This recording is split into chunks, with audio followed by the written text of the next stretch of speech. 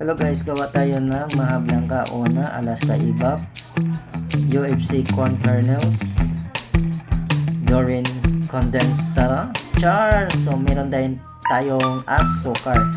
So hindi naman pakuli yung dinurog na manok guys.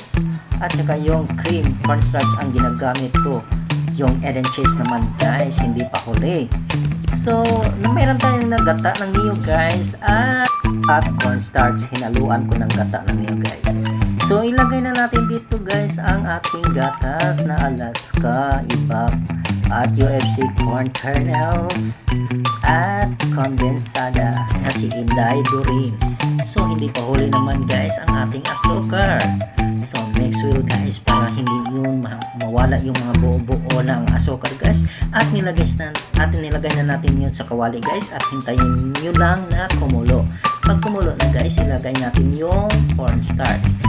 Halo lang guys para maganda yung kalabasan ng ating Maha Blanca guys, para hindi yun magbuo-buo. So mix well mo lang na guys ng todo. So hanggang dumidikit na yung maha sa ating sandok guys.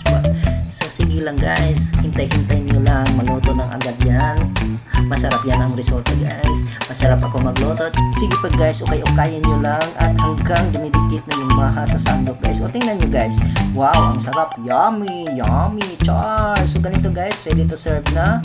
So ilagay natin sa tab. So ganito guys ang resulta, tingnan nyo guys. So lagyan ko ito mga toppings guys. So kakamutin ko na lang guys. Ako na lang ang kumakain char. Ito na po guys. Thank you for watching. Bye.